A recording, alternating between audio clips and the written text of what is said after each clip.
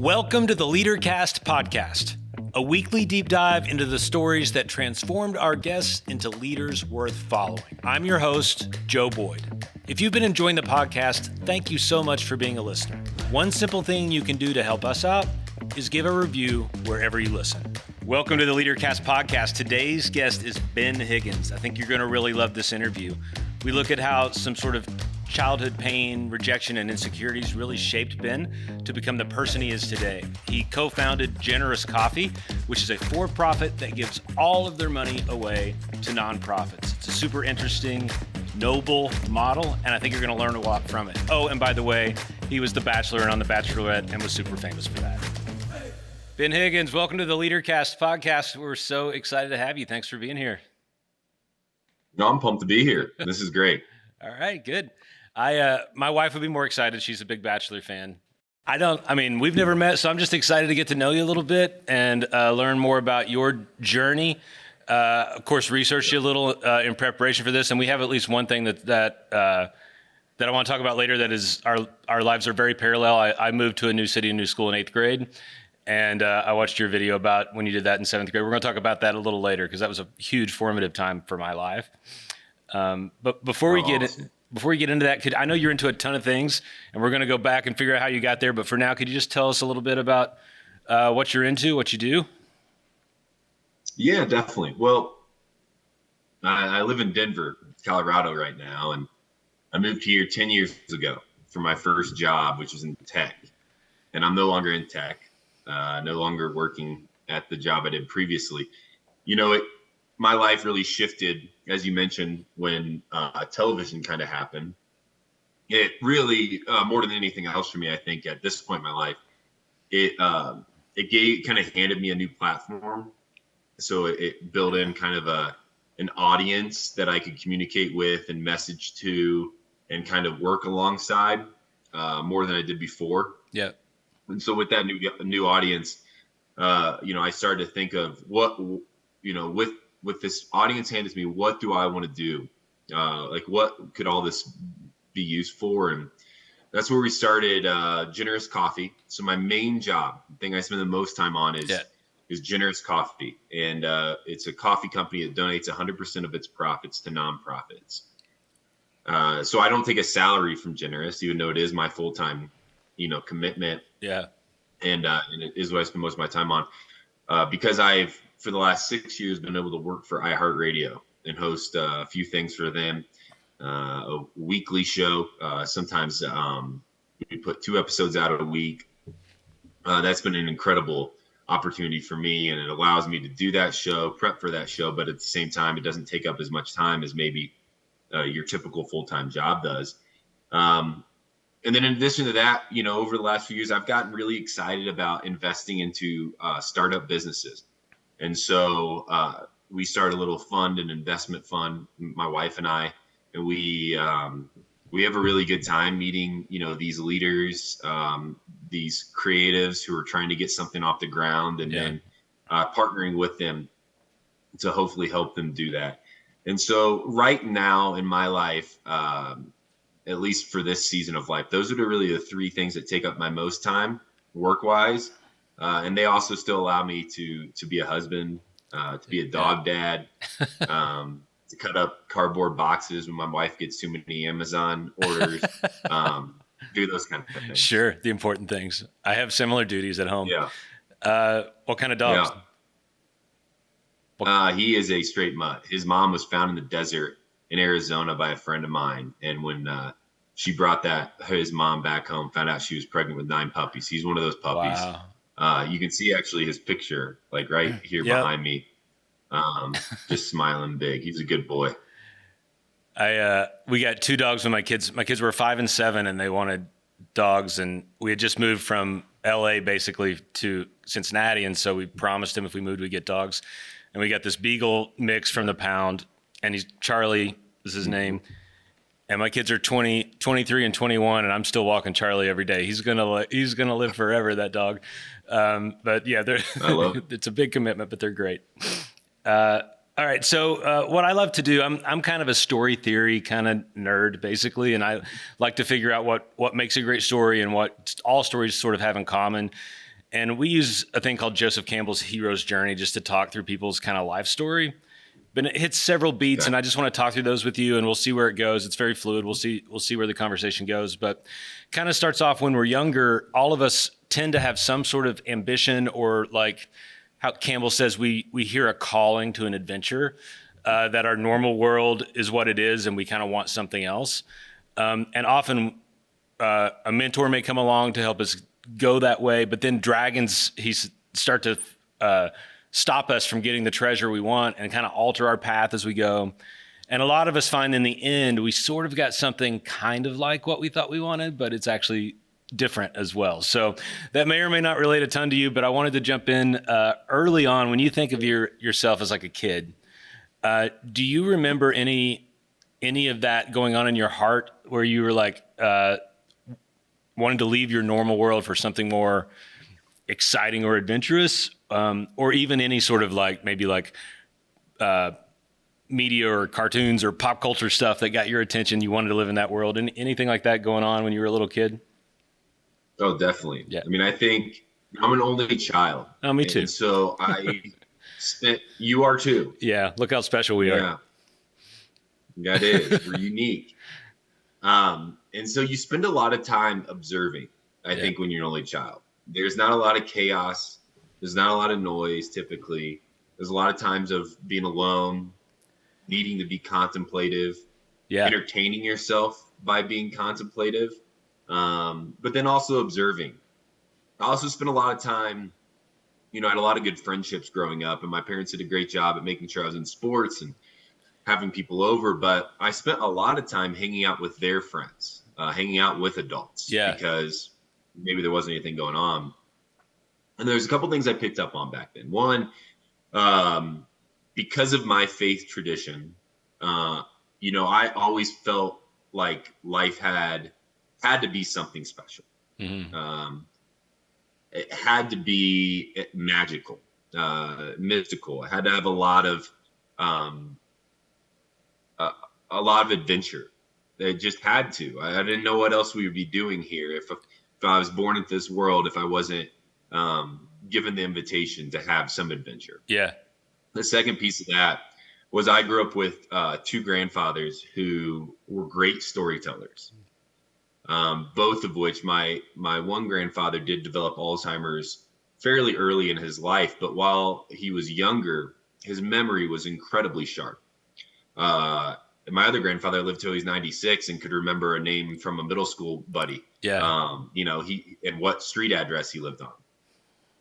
But they were just great storytellers, and they always had a story to tell, and they always had a room captivated by their story. And I remember as a young kid listening to them saying, that's what I want to be. I want to have these stories. I want to have these adventures. I want to have these moments with friends and family that I can lean upon and laugh about, but then also intrigue and bring a room to a sense of curiosity over these stories. And so to answer your question, as a young kid, I remember wanting to be a part of story, wanting to be a part of other stories, because that would mean I had a good story to tell. Yeah. But then also I wanted adventure along the way. I wanted to feel free to live and breathe and move in this world. And then I mentioned it earlier. You talked about you moved in seventh grade. Could you talk a little bit about what that was and the come sit with me sort of? That'd be great. As a young kid, because I'm sure there's a lot of factors that played into it, but as a young kid, I remember feeling like the outsider. And as an adult, I still oftentimes have to kind of coach myself through social moments so I don't feel like the outsider in the room, that I feel like I belong, that I feel like I'm needed, wanted, cared for, appreciated, all of those things. But my insecurity that has kind of been a thread line through my life has been feeling like I'm on the outside of the party looking in, watching everybody else take part in something that I just wasn't invited to. And so the Come Sit With Me idea, which is on the Ben Higgins website, it is brand new. It is launching this year. is more of a speaking series, but also a conversation with those out there who also feel like outsiders, to help them develop tools and skills so that maybe they recognize just how accepted they are. This really came about for me in two specific stories. One, which is a tad humorous, but also very impactful. I went to elementary school, and I was sitting in a classroom, and it was reading time. The teacher said, everybody pick a partner to read with. And there was an odd number, and I was the only person not chosen. I still remember this very vividly. And it was the first time in my life I felt, I think I had felt very tangibly rejection. Yeah. And also like I wasn't invited, that I wasn't, I wasn't cared for, I wasn't liked. The second is when, I did transfer middle schools, and I went into this place, and they were actually rival middle schools. So I transferred from one rival to the next, and the former school that I was at had put a picture of me up on a wall because at the time I was a decent basketball player. Mm-hmm. And so I was taller, and they had like cut out my eyes and drawn on my face. And, these are my friends. These are the people that I'd grown up with. These are the people that I thought, no matter where life brought us. Now, again, we're kids. And so I don't now look back and expect that. But I remember being like, how can they so quickly dislike me? And when you're a kid, these things are very impactful. They start to form your way of seeing yourself and your way of seeing others. And so the come sit with me is to help kids that are at a very similar place. And I know they are. I know things haven't changed. I know there's bullying. I know there's rejection. I know there's, kids are trying to figure it out themselves. And when you're hurting at that age, oftentimes you just need somebody to come alongside of you and really tell you who you are and who you're going to become and what you can become. It's important. And so that's what Come Sit With Me is. Well, I love that, man. And that's when I saw that I was most excited to have you on because of that, because I think there's just so much truth in it, and how it intersects with my story is I moved from a small town in Kentucky to Columbus, Ohio between my 7th and 8th grade year, and knew no one. And 8th grade is like the worst time in the world anyway, for most people, that sort of, I hadn't, like you said, I have privilege in that I hadn't known rejection. I wasn't rejected by my parents or anything like that. So, and as an only child, I kind of walked in, just thought people would accept me, and nobody did.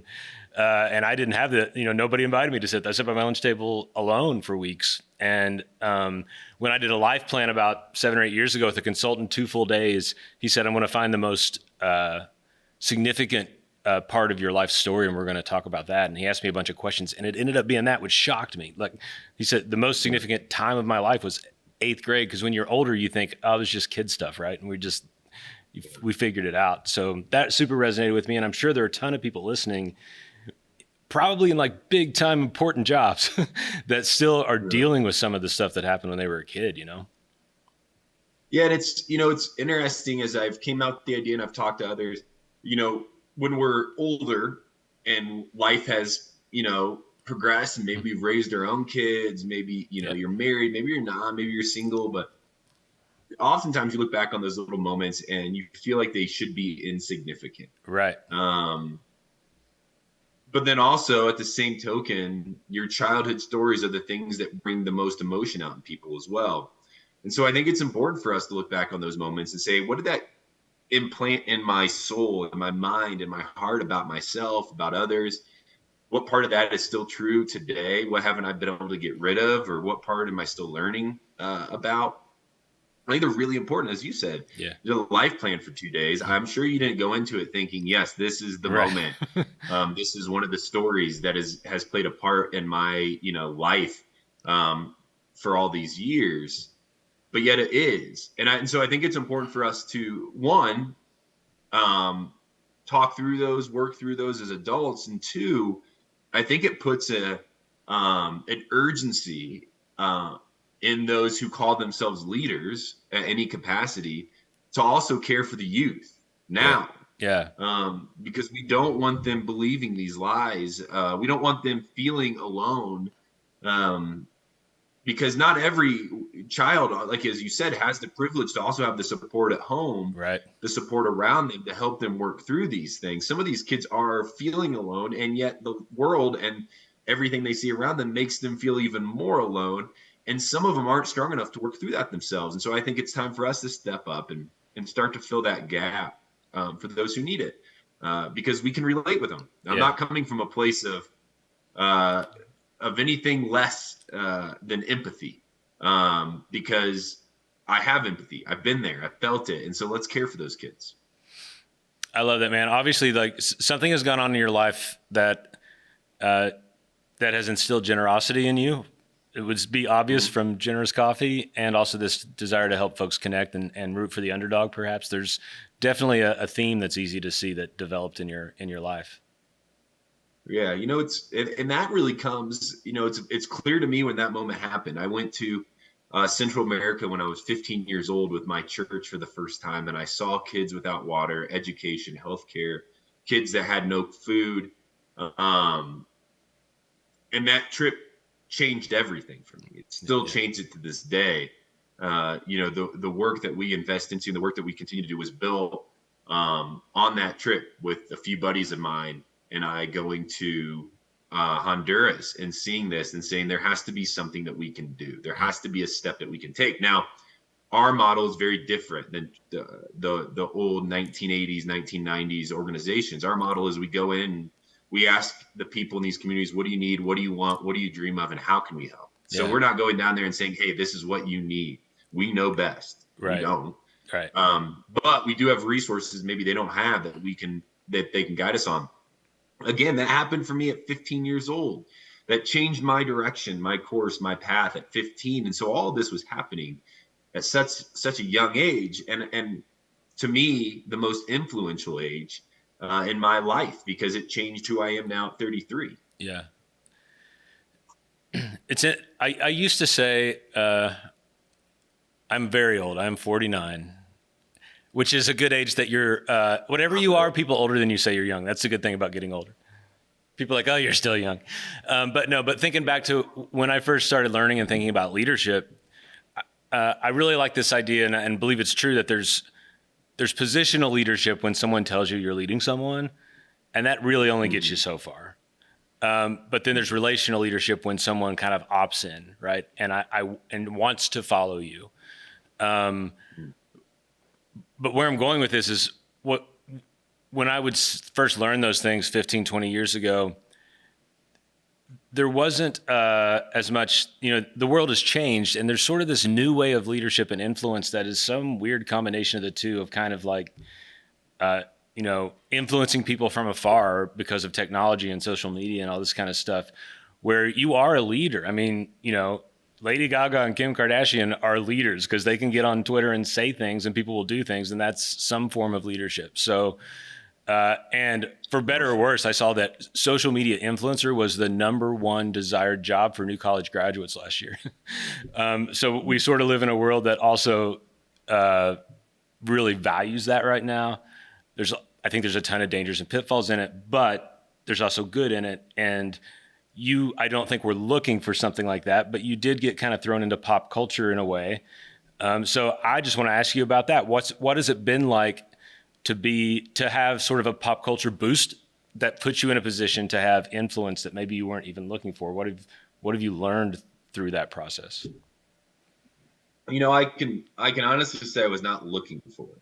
Now, has it been a benefit to my life? Very much so. Not only financially, also personally. My wife responded to my direct message on Instagram that I sent her because I had a blue check mark, and she's like, he has to be somewhat trustworthy. Right. Yeah. For me, it was a very big transition. I was in an entry-level job here in Denver in the basement of this business.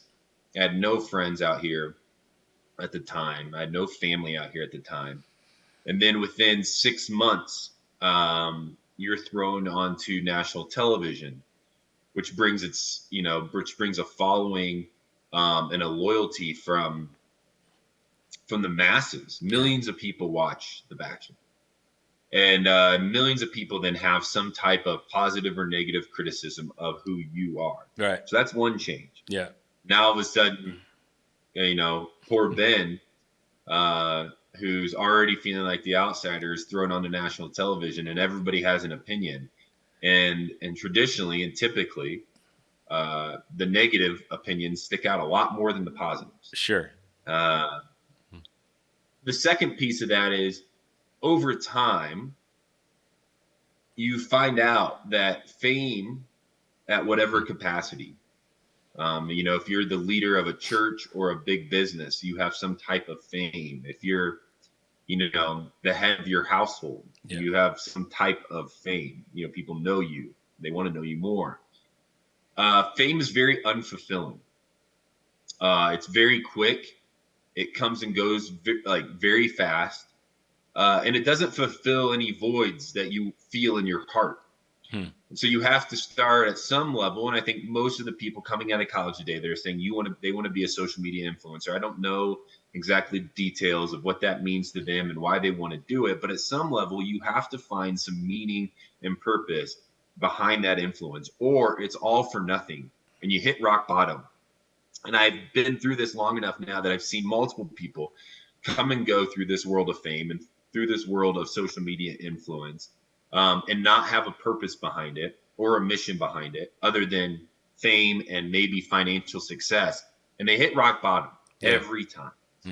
And so when I talk to people today that are new to this, one of my only advices to them is to write down who you are now, who you want to be, and make sure those things don't exactly change drastically. Use this influence to enhance your life, not change it completely. Those are words given to me at a young age. And so, that would be how it changed for me. Is I hit rock bottom because fame was really euphoric, exciting. It felt new. I was getting invited to things that I'd never been invited before to. And then when that all of a sudden felt very lonely in itself, I hit rock bottom hard and I had to bounce back up. And that's where Generous came from. That's where these things came from that said, hey, maybe they could last far beyond my fame. Maybe they could last far beyond my even life.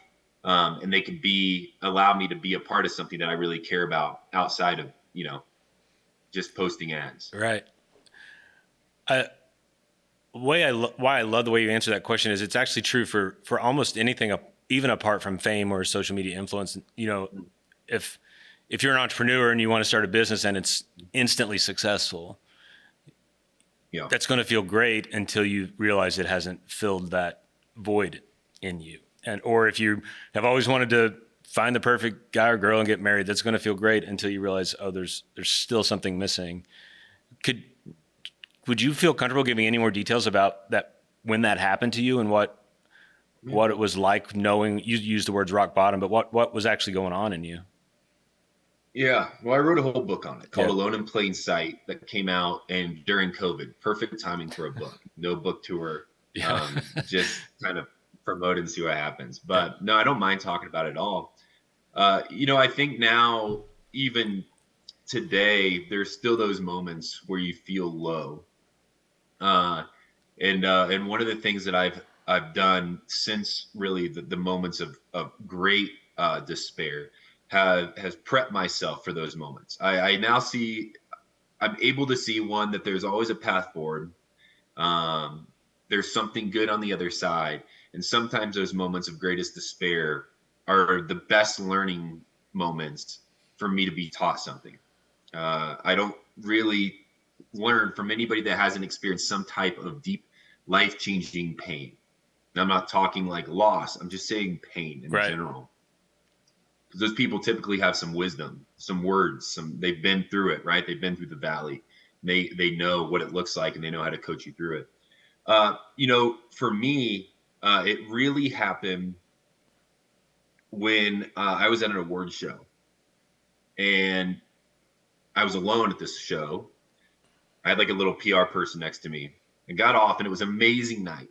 I got home to my hotel and I was calling up some buddies, telling them about the night, and I could just tell they didn't care. Yeah. Like I could just tell they were like, oh, that's cool, man. Good for you. Woke up the next day, got on a plane, and it really hit me on the plane that I was doing this whole thing alone. that ran a whole year of my life and done it alone, that nobody else was around me. Nobody had created these stories with me, that these were just fleeting moments that would come and go, like dust in the wind, and that nobody in my life would ever know about who I met and how I met them and what this person said to me. And also none of it mattered.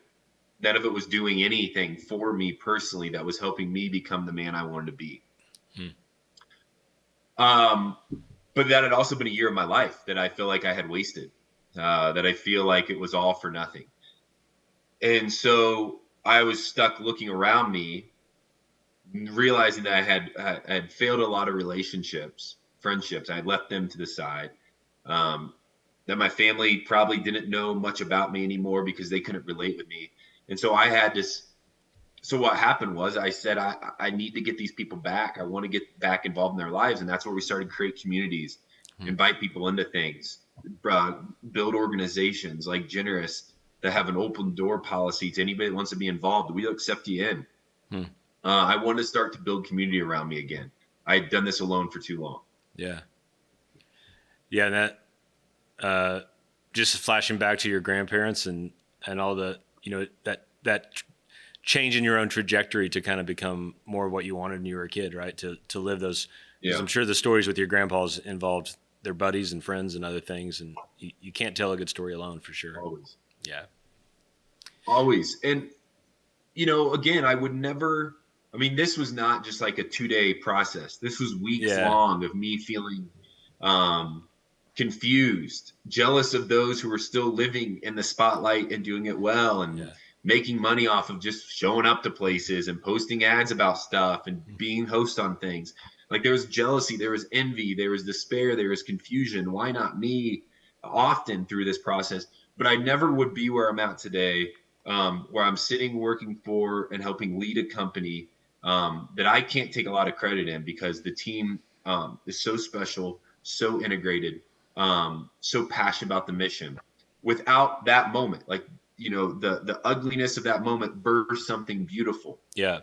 And that's the theme in my life. That's something that I've experienced over and over again, that the ugly bursts something beautiful, that death brings life. And as a result, I have to believe that it will continue to. It hasn't stopped yet. I'm not super old, not super young, but in my life, those tough moments have always burst something beautiful. Yeah. So true. Tell us a little bit, as we kind of start to wrap up our conversation. I want people to be able to connect with you and with Generous Coffee. If people are resonating with all this stuff you're saying, they might want to be involved. So what does that look like? How can people get involved in what you do? Yeah, we have an ambassador program sometimes it fluctuates anywhere between 200 and 125 people who agree to represent Generous with their lives. Now, that doesn't mean selling our product. That doesn't mean, wearing a Generous shirt. What that really means is we have created a community that brings together like-minded people who believe generosity is a great way to live life. And we just want to give you the excuse to be generous. If that's by using our product and giving a bag of coffee to your neighbor, awesome. That's really good for us. Or if that just means that you show up to your senior living facility in your hometown, and you say, hey, I just stopped by and this company that I represent, encourages me to be generous with my time and my efforts. That's great too. Yeah. We just want to bring people together with the goal of generosity. Really the best way to help us, because we do donate 100% of our profits and we are a for-profit company, is to buy our coffee. Yeah. It is specialty grade coffee, so it's really good coffee. Right now we have the Highlight Hope campaign going on, where we're highlighting 4 nonprofits that we believe are doing life-changing work in the world. When you buy a bag of our coffee, the profits from that bag are going to go to that specific organization. You can learn more about us at generouscoffee.com. But really the best way to help us is to buy our coffee, because the bigger we get, the more we can donate, the more good we can do, the more organizations we can support. That's really it's why we wake up in the morning. That's what we get fired up about. Again, I don't make any money on it. What I would really love to see is that for-profit business can be used as a tool for really great things. Yeah. And that we're one of those companies that you quickly think about when you hear for-purpose business. Love it. Great. I usually close with like a fun question. So since you are a bachelor, Yeah. a recovering retired bachelor, what is your current guilty pleasure TV show? Yellowstone, no question. Okay. I make my wife watch it with me. She falls asleep. I get to tell her what happened the next day or whenever she wakes up. But Yellowstone, really all of the Yellowstone kind of family now is just it's I grew up in Indiana. My grandpa was a farmer, conservation officer. Also had a big ranch in Wyoming. I grew up in this. Not in their life, but like wanting their life, kind of idolizing the ranching lifestyle. And so those shows they get me. Yeah, there you go. Just don't be corrupt like them. Otherwise, great show. Right? Great show. Great show. Ben, man, it was really great to meet you. Hopefully we'll get to meet in person someday soon. Thank you for doing this and being a part of the Leadercast community now. You're officially in. So we may ask you for other things through the years, but thanks so much for being a part of this. It was awesome. Well, thanks for having me. Thanks for highlighting those things. Thanks for asking me the question about my life. It's always fun to sit down and talk. So I do hope we meet. But again, thank you. Thanks, Ben. Talk later.